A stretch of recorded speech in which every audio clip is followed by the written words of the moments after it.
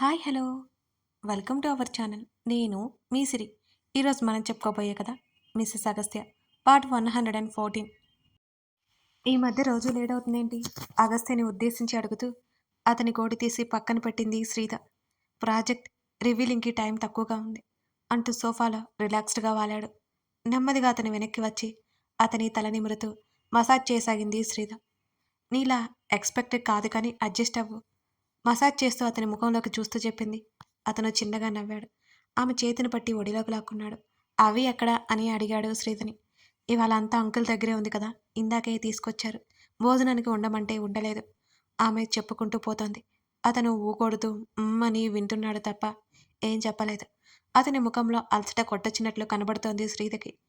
వెళ్ళి ఫ్రెష్ అవ్వు, డిన్నర్ని రూమ్కి తీసుకొస్తాను అని లేస్తూ అంది. ఉండిలా ఆమె హృదయంలో ముఖం దాచుకున్నాడు. అబ్బా ఉంటాను, నువ్వు వెళ్ళు స్వామి అంటూ లేచి గదిలోకి పంపింది శ్రీద. అతని కోసం లైట్ ఫుడ్ అరేంజ్ చేస్తుండగా కాలింగ్ బెల్ మోగింది. శ్రీద తలుపు తెరిచింది. ఎదురుగా ఆనంద్, చందన ఉన్నారు. వారిని చూడగానే శ్రీద ముఖం ఒక్కసారిగా వెలిగిపోయింది. రండి రండి అంటూ లోపలికి ఇద్దరిని ఆహ్వానించింది. డిన్నర్ చేశారా? చేయకపోతే హ్యాండ్ వాష్ చేసుకుని వస్తే తిందాం అని హుషారుగా చెప్పింది శ్రీద. బేబీ, నాకు ఫ్లైట్కి టైం అవుతోంది. ఆనంద్ మాటలకు అసలు విషయం శ్రీదకి గుర్తొచ్చింది. అయ్యో గుర్తులేదు డాడీ అని అంది తల కొట్టుకుంటూ శ్రీద. చందన ఇక్కడే ఉంటుంది, 2 డేస్లో వస్తాను అంటూ ఇద్దరికీ చెప్పి అగస్త్య ఎక్కడా అని అడిగాడు. ఇప్పుడే వచ్చాడు డాడీ, ఫ్రెష్ అవ్వడానికి వెళ్ళాడు అని శ్రీద చెప్పింది. నాకు టైం లేదు బేబీ, నేను వెళ్తున్నాను అని చెప్పు తనకి. రేపు మార్నింగ్ మాట్లాడతాను అన్నని కూడా చెప్పు అని చెప్పి శ్రీదని హగ్ చేసుకుని వదిలి చందన వైపు చూసి కళ్ళతోనే వెళ్తాను అన్నట్టు చెప్పి బయటికి వచ్చాడు ఆనంద్. ఇద్దరు కాస్త వరకు వెళ్ళి వెనక్కి వచ్చారు. అవి పడుకుని పోయిందా అడిగింది చందన. శ్రీధతో పాటు సోఫాలో కూర్చుంది ఆమె.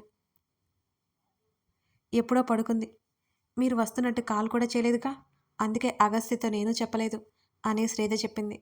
పర్లేదులే, మీ డాడీ చేశాను అన్నారేమో అనుకున్నాను. రండి డిన్నర్ చేద్దాం. నేను ఆల్రెడీ చేసే వచ్చేసాను శ్రీధ. అప్పటికే ఆవలింతలు వస్తుంటే నోటికి చేయడ్డు పెట్టుకుంది చందన. అది చూసి శ్రీధ నవ్వుకుంది. అదిగో ఆ రూమ్ ఇంతకుముందు డాడీ యూజ్ చేస్తారు అని అంటూ చందన బ్యాగ్ తీసుకొని లోపలికి నడిచింది శ్రీధ. ఇంకా ఆనంద్ ఫోటోలు, వస్తువులు, అక్కడ బట్టలు కొన్ని ఇంకా అక్కడే ఉన్నాయి. మీకు నిద్ర వస్తే పడుకోండి, మళ్ళీ బ్యాంకు వెళ్ళాలి కదా పొద్దున్నే శ్రీధ నవ్వుతూ చెప్పింది. అవునన్నట్టుగా తలాడించింది చందన. శ్రీధ అక్కడి నుంచి బయటికి వెళ్ళిపోయింది. బ్యాగ్ పక్కన పెట్టి మంచం మీద వాలింది శ్రీధ. ఆనంద్తో పాటు శ్రీధ తల్లి కొన్ని ఫోటో సిస్టమ్ టేబుల్ మీద ఉంది. పడుకున్నదల్లా లేచి వచ్చి ఆ ఫోటో తీసుకుంది. ఆ ఇద్దరి ఫోటోల మీద నెమ్మదిగా తడిమింది చందన. లేత వయసులోనే ప్రాణాలు పోవడం తలుచుకుంటేనే చందన మనసు కలుక్కుమంది ఒక్కసారిగా. భార్య పోవడం అంటే జీవితమే పోయినట్టు కాదా, అందుకే ఆయన అలాగే మిగిలిపోయి ఉంటారు అనుకుంది చందన. కానీ మరికొందరు భార్యని చంపేసి మరో పెళ్లి చేసుకునే వాళ్ళ సంగతి ఏంటి? వాళ్ళు కూడా ఉన్నారు కదా. చందన నెట్టూరుస్తూ ఆ ఫోటో అక్కడే పెట్టి వెళ్ళి మంచం మీద వాలిపోయింది. ఆనంద్కి మెసేజ్ చేసింది. రిప్లై రాకపోవడంతో వీలు పడలేదేమోనని అనుకుని ఆమె కళ్ళు మూసుకుంది. చందనకి తెలియకుండానే నిద్ర పట్టేసింది. ఏంటి ఇంత లేట్? శ్రీధని వెనక నుంచి కౌగిలించుకుంటూ అన్నాడు అగస్త్య.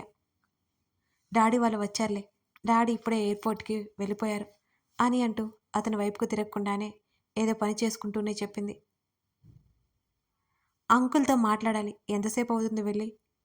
అతను వెళ్ళబోతుంటే తన్ని చుట్టుకున్న అతని చేతి మీద పట్టుకుని, డాడీ పొద్దున్నే మాట్లాడతారంట, నీతో చెప్పమన్నారు. ఆయన ఈ పాటికి ఫ్లైట్ ఎక్కేసే ఉంటారు అంటూ ప్లేట్ సర్దుతోంది శ్రీధ. ఆమె మెడ మీద ముద్దు పెట్టుకొని ఆమె ఏం చేస్తుందో అనుకుంటూ తొంగి చూశాడు. చపాతీ, సాలెడ్ ప్లేట్లో పెట్టి అతని వైపుకు తిరిగింది. ముందుకు వంగి ఆమె బుగ్గ మీద మరోసారి ముద్దు పెట్టుకున్నాడు అగస్త్య. అతని వైపు చూసి నవ్వింది. టైర్డ్నెస్ పోయిందా అయ్యగారికి అంటూ కళ్ళెగరేసింది శ్రీధ. ఆమె చేతిలో ఉన్న ప్లేట్ పట్టుకుని దాన్ని పక్కన పెట్టి ఆమె చేతులు తన చుట్టూ వేయించుకున్నాడు అగస్త్య. నువ్వు ఉండగా అది నా దగ్గరికి రానంటోంది. ఆమె పెదవులు అందుకోబోతుండగా అతని నోటికి చెయ్యడ్డు పెట్టి, చందన గారు ఇక్కడే ఉన్నారు, అనగానే అతను ఒక్క క్షణం ఉలిక్కిపడ్డట్టు దూరం జరిగాడు. శ్రీధ ఫక్కున నవ్వింది. ఇక్కడ లేదులే, రూమ్‌లో ఉంది అనగానే ఆమె తల మీద పొడిచాడు. ప్లేట్ డైనింగ్ టేబుల్ మీద పెట్టి చపాతీ చూసిన అగస్త్య గతుక్కుమన్నాడు. ఏంటిది అని అడిగాడు ముఖం అదోలా పెట్టుకుని. చపాతీ నేనే చేశా, ఎలా ఉందో తిని చెప్పు అంటూ గడ్డం కింద చేతిని పట్టుకుని ఊహల్లో తేలిపోతోంది అతని రియాక్షన్ ఊహించుకుంటూ. ఇప్పుడు ఆ చపాతీని అతను తిని దాని రుచికి ఆమెను గట్టిగా కౌగిలించుకుని ఓ ముద్దు పెట్టుకుని ఎత్తుకొని గిరగిరా తిప్పేస్తాడు. ఆ ఊహ శ్రీధకి ఎంతో నచ్చింది. దీన్ని చపాతీ అంటారా అంటూ బొటన వేలు చూపుడు వేలుతో పట్టుకుని దాన్ని పైకి లేపాడు అగస్త్య. అవును, తిని చూడు, సూపర్గా ఉంటుంది. ఇదేంటి ఇండియా మ్యాప్లా ఉంది అంటూ అటు ఇటు తిప్పాడు అగస్త్య. చేయక చేయక నీకోసం వంట చేస్తే ఇన్సల్ట్ చేస్తున్నావు నన్ను నువ్వు అంటూ మూతి ముడుచుకుంది శ్రీధ.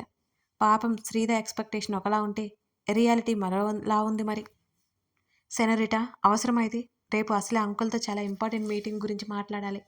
చాలా పనులున్నాయి నాకు. అవన్నీ ఆగిపోవు కదా. అతను ఒక్కింత భయంగా చూశాడు ఆమె వంటకి బెదిరి. శ్రీధ అతని వైపు కళ్ళు ఉరిమి పళ్ళు నురుకుంటూ చూసింది. తింటావా లేదా? శ్రీధ బెదిరించింది. తినాలి అంటావా? జాలిగా ముఖం పెట్టి అడిగాడు అగస్త్య. తినాలి అని పళ్ళు బిగించింది. నాకేం కాదు కదా. ఇదిగో ఇలాంటి పిచ్చి మాటలు మాట్లాడావంటే ఇంకోసారి కిచెన్లోకి వెళ్ళమని. వెళ్ళను అసలు చెప్తున్నా.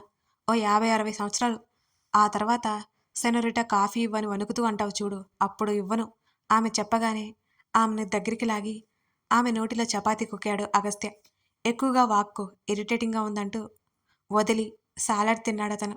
ఆమె నోటి నిండా ఉండడంతో అది పరపరా నమిలి అతని మీదకి దండయాత్రకి సిద్ధమైంది శ్రీధ. ఎంత ధైర్యం ఉంటే నా చపాతీని వద్దంటావా అంటూ కుర్చీ నుంచి దిగి అతని దగ్గరగా వచ్చింది శ్రీధ. దానికి ధైర్యం కూడా కావాలా? అతను సలాడ్ నోట్లో పెట్టుకుంటూ చెప్పాడు. శ్రీధ ఓ ముక్క నుంచి ఆమె పెదవుల మధ్య పెట్టుకుంది. నెమ్మదిగా ముఖాన్ని అతని ముఖం దగ్గరికి తీసుకొచ్చింది. ఎలా తినవో నేను చూస్తాగా అంటూ కళ్ళతోనే అతని వైపు చూపించింది. ఆమె చుట్టూ చెయ్యేసి దగ్గరికి లాగి ఇలాంటి చీప్ ట్రిక్స్ నా దగ్గర పని చేయవు సెనోరిటా అంటూ అది కూడా ఆమె నోట్లోనే తోశాడు అగస్త్య. రాక్షసుడు రాక్షసుడు, అందుకే కదా రాక్షసుడు అనేది, ఊరికే కాదు కదా అని లోపల తిట్టుకుంటూ నాకు చాలా ఆకలేస్తుంది, నువ్వు తినట్లేదు కాబట్టి నేను తినట్లేదు అని అంటూ వెళ్ళిపోతుంటే ఆమెను గట్టిగా పట్టుకున్నాడు అగస్త్య.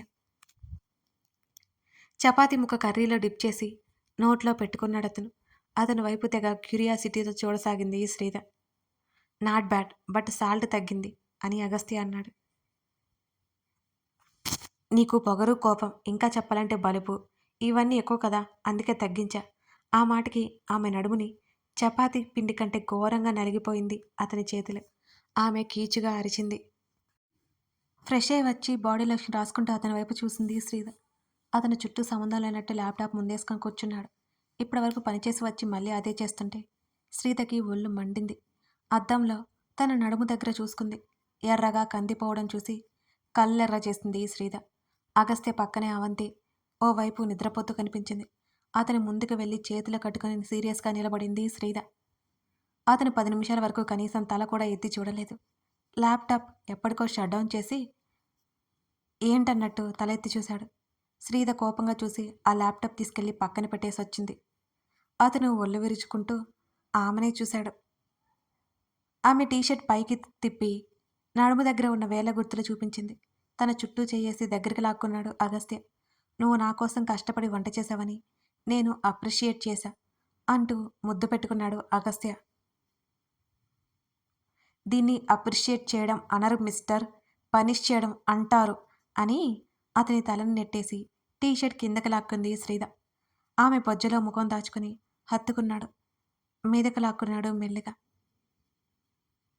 అతని మీదనే పడుకొని క్షణాల్లోనే నిద్రపోయింది.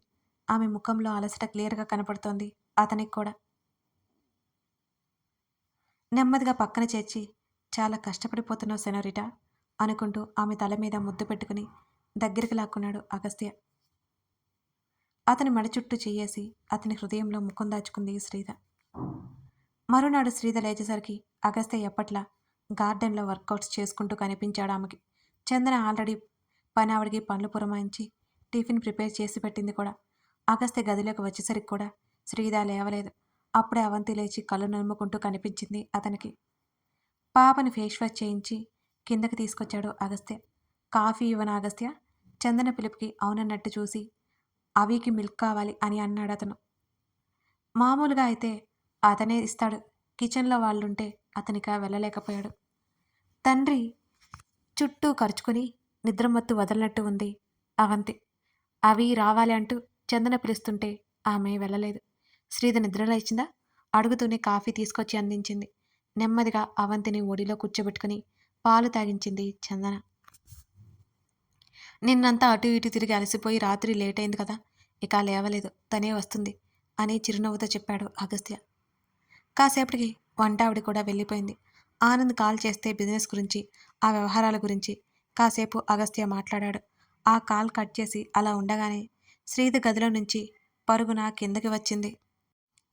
ఓయ్, ఆల్రెడీ ఏడవుతోంది, నువ్వు నన్ను ఎందుకని నిద్ర లేపలేదు అని అతని మీద గయ్యమంటుంటే చందన నవ్వింది. చందన ఉందన్న విషయం అప్పుడు గుర్తొచ్చి శ్రీధ బుర్రకోకుంది. పొద్దునే లేచి ఏం చేయాలి నువ్వు అని అంటూ కళ్ళు ఎగరేశాడు అగస్త్య. ఏదో ఒకటి చేస్తాను కదా, నువ్వే నన్ను లేజీగా చేసావు అంటూ నేరం మొత్తం అతని మీదకు తోసింది. చందన పక్కన కూర్చుని ఇదేంటి మీ దగ్గర సెటిల్ అయింది అని అంటూ కూతుర్ని ఉద్దేశించి అన్నది శ్రీధ. మా ఆచిపోనాం అంటూ చందన చెంపలు పట్టుకొని చెప్తోంది అవంతి. ఆ బుజ్జి బుజ్జి మాటలకు చిన్న స్పర్శకి చందన మనసు పులకరించింది. కాకపోతే అవంతి భాష అర్థం కాక శ్రీధ వైపు చూసింది. శ్రీధ ఏమడుగుతుంది? అవంతి మా అని పిలవడం చాలా సంతోషంగా అనిపించింది చందనకి. దాన్ని బయటకు తీసుకువెళ్ళమని మిమ్మల్ని కాకాపడుతోంది శ్రీధ నవ్వుతూ చందనకి చెప్పింది. అవునా, మనం బయటికి వెళ్దామా, గార్డెన్లోకి వెళ్దామా నవ్వుతూ అవంతిని అడిగింది చందన. బుజ్జి అవంతి గుండ్రంగా తలాడించింది. శ్రీధ వెంటనే చెప్పులు తీసుకొచ్చి తగిలించింది. అవంతిని తీసుకుని గార్డెన్లోకి వెళ్ళింది చందన. ఆమె నవ్వులు, అవంతి నవ్వులు వినబడుతూనే ఉన్నాయి అగస్త్యకి, శ్రీధకి. అగస్త్య కూడా అలాగే బయటకు చూస్తున్నాడు. నీకేమనిపిస్తోంది అతని పక్కన చేరి అడిగింది శ్రీధ. మా అమ్మ గుర్తొచ్చింది. అగస్త్య మాటలకు శ్రీధ ఇంకేం మాట్లాడలేకపోయింది. అతను నిజంగా అలా చెప్పడు ఎప్పుడు. ఇప్పుడు చెప్పడం నిజంగానే శ్రీధకి ఆశ్చర్యంగా ఉంది. ఆమెను చూస్తే ఒక సిస్టర్ ఫీలింగ్ వస్తుంటుంది నాకు అని అన్నాడు చందనని ఉద్దేశించి అగస్త్య. శ్రీధ తృప్తిగా నవ్వింది. అతని భుజం మీద వాలై అతని చేతిని పట్టుకుని మీ అందరికీ రిలేషన్స్ సెట్ అయిపోయాయి, నాకే తెలియడం లేదు అని అంటూ బిక్కమొహం వేసింది శ్రీధ. ఆమెను ఓ తిక్కదాన్ని చూసినట్టుగా చూశాడు. ఏంటి అన్నాడు అగస్త్య అదోలా ముఖం పెట్టుకొని మరి. నువ్వేమో సిస్టర్లా అంటున్నావు, నేనేం పిలవాలి అసలు? మమ్మీ అనడానికేమో నాకంటే ఓ 10 ఏళ్ళు పెద్ద అంతే. ఇంకేం పిలవను నేను చెప్పు? ఆమె మూతి ముడిచి గారంగా అడుగుతుంటే ఆమె తల మీద ఒక్కటేశాడు అగస్త్య. చిరుకోపంగా అతని వైపు చూసింది శ్రీధ. ఏవని పిలవాలి అనేది అది నీకే తెలియాలి అంటూ అతనికి టైం అవుతుందని అక్కడి నుంచి లేచి వెళ్ళిపోయాడు. శ్రీధ కిచెన్లోకి వెళ్ళగా టిఫిన్ ప్రిపేర్ చేయడం గమనించింది.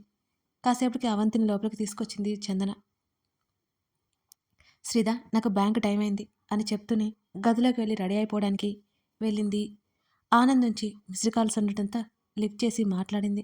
అతను తిన్నావా, నిద్ర పట్టిందని అడుగుతుంటే చందనకి బాగా నచ్చింది. తన గురించి కూడా ఆలోచించే వాళ్ళున్నారు అనే ఆలోచన ఇంకా ఇంకా నచ్చింది. ఆమెకి చాలా తృప్తినిచ్చింది. అగస్త్యకి టిఫిన్ పెడుతోంది శ్రీధ. మీరు కూడా రండి శ్రీధ చిరునవ్వుతో పిలిచింది. చేతికున్న వాచ్ వైపుకి ఒకసారి చూసింది చందన. ఏం కాదులేండి, రోజూ వెళ్ళే బ్యాంకేగా. శ్రీధ మాటలకి నవ్వి తను కూర్చుంది. నువ్వు తినవా చందన అడుగుతుంటే మీలా హడావుడిగా కాదు, నేను నిదానంగా తింటాను అని చెప్పింది శ్రీధ నవ్వుతూ. వాళ్ళిద్దరూ టిఫిన్ చేశాక మిమ్మల్ని డ్రాప్ చేయనా అని అగస్త్య వైపు కళ్ళు పొడుచుకొస్తాయా అన్నట్టు ఆశ్చర్యంగా చూసింది శ్రీధ. తమ గురించి కాకుండా తన పతి మరొకరి గురించి ఇలాంటి చిన్న చిన్న విషయాల గురించి ఆలోచించడం నిజంగానే ఆశ్చర్యంగా ఉంది మరి శ్రీధకి. నీకెందుకు శ్రమ, నేను వెళ్ళిపోతానులే అని చందన చెప్పింది. శ్రమేం లేదు రండి అని చెప్పేసి అవంతిని ఒకసారి ఎత్తుకుని ముద్దు పెట్టుకుని వదిలాడు అగస్త్య. శ్రీధకి చెప్పేసి వెళ్ళిపోతున్న చందన కాళ్ళు చుట్టేసింది అవంతి. మా మా వెళ్ళొద్దు అన్నట్టు అడ్డుపడుతుంటే చందనకి నిజంగానే అసలు వెళ్ళబుద్ధి కాలేదు. కల్మషం లేని ఆ చిన్నారి చూపులకి ఆమె కాలు కదపలేకపోయింది. అవంతిని ఎత్తుకుని గుండెలకి హత్తుకుంది ఎంతో అపురూపంగా. "మళ్ళీ వస్తాను కన్నా, నీకోసం పెద్ద చాక్లెట్ తెస్తానంటూ" ఆ బుజ్జిదాని తల మీద ముద్దు పెట్టుకుంది చందన. అవంతి ముఖం ముడుచుకుని తల్లి దగ్గరికి అలిగి వెళ్ళిపోయింది. అది కూడా ఎంతో ముద్దుగా అనిపించింది. చిన్నగా నవ్వి బయటికి వెళ్ళిపోయింది చందన. కథ కొనసాగుతోంది. కథ నచ్చితే లైక్ చేసి కామెంట్ చేయడం మర్చిపోకండి. అలాగే ఆడియో స్టోరీస్ వినడం మీ స్నేహితులకి అలా షేర్ చేయండి. అయితే ఈ ఎపిసోడ్‌లో ఒక చోట కొంచెం టెక్స్ట్ కట్ అయిందండి. బట్ నేను వాయిస్ ఇచ్చాను. ఇంకా కొంచెం క్లియర్‌గా చూస్తే అది మీకు కనిపిస్తుంది. Sorry for that. ఇక కట్ చేయడం తప్పలేదు. Thank you for watching this video.